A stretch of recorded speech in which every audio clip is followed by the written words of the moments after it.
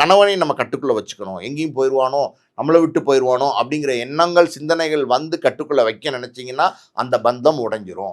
அதே மாதிரி மனைவியை வந்து நம்ம கட்டுக்குள்ளே வச்சுக்கணும்னு கணவன் நினைச்சாலும் அந்த பந்தம் உடைஞ்சிரும். ஸோ ஒரு யாரையும் யாரும் கட்டுப்படுத்த முடியாது தம்பி. எப்போவுமே எப்படின்னா இந்த வாழ்க்கையில் எல்லாருக்கும் முக்கியமாக எல்லாத்தையும் விட தேவையானது என்னவா இருக்குன்னா சந்தோஷமும் சுதந்திரமும்.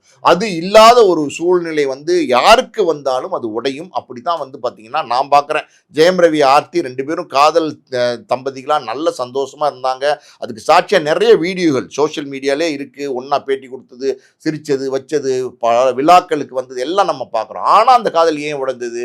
எங்கேயோ தப்பு நடந்திருக்கு. ஏதோ ஒரு இடத்துல அதிகப்படியான காதலை காட்ட நினைக்கிறாங்க.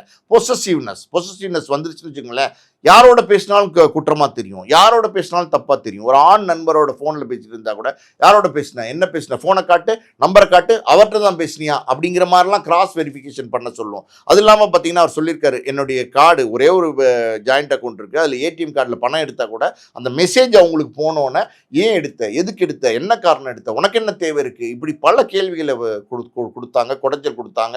என்ன அடக்குமுறையில் வச்சுருந்தாங்க, என்னை வெளி கம்பெனியில் நடிக்க விடலை, என்னோட மாமியார் கம்பெனியில் மட்டும் நடிக்க முடிஞ்சிச்சு, இப்படிலாம் அவர் வந்து குற்றச்சாட்டு சொல்லியிருக்காரு. இந்த குற்றச்சாட்டில் உண்மை இருக்கா உண்மை இல்லையா அப்படிங்கிறது நமக்கு தெரியாது, உண்மையாலுமே நமக்கு தெரியாது. என்னென்னா அவர் சொல்லியிருக்கிறாரு, அவர் மனசாட்சிக்கு தான் தெரியும். ஆனால் இந்த பந்தம் உடைஞ்சதுக்கு ஒரு காரணம் இருக்கணும், அது இவர் சொல்ற காரணமா இருக்குமோ அப்படிங்கிற எண்ணங்கள் நமக்கு வருது. ஆனா இந்த எப்படின்னா இது வந்து இப்படி ஒரு சூழல்ல ஜெயம் ரவி வெளியில வராரு. எப்படி ஒரு சூழல்ல வெளில வராரு, ஒரு மாதிரி ஒரு விரக்தியான ஒரு மனநிலையில வெளில வராரு.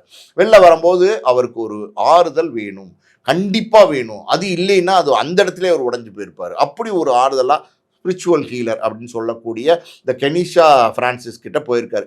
யாராவது சொல்லியிருப்பாங்க இந்த மாதிரி ஒருத்தவங்க இருக்காங்க, போங்க கோவால அப்படின்னு சொல்லியிருப்பாங்க. போயிருப்பாரு. அங்கே அவங்க வந்து ஆன்மீக மருத்துவம்னு சொல்கிறாங்க இருக்கு. ஆக்சுவலி பார்த்தீங்கன்னா உங்களை வந்து கவுன்சிலிங் கிட்டத்தட்ட பார்த்தீங்கன்னா உங்களால் உங்களை வந்து சரிப்படுத்திக்க முடியாதுங்கிற பாயிண்ட்டுக்கு வரும்போது நீங்கள் மற்றவர்களுடைய உதவியை நாடுறது சரி. அப்படி தான் கவுன்சிலிங் இருக்குது. அப்படி கவுன்சிலிங் கொடுத்துருப்பாங்க. அந்த வேலையே அப்படி தான். ஸ்பிரிச்சுவல் ஹீலர்னால் கவுன்சிலிங் கொடுக்கறது தான்.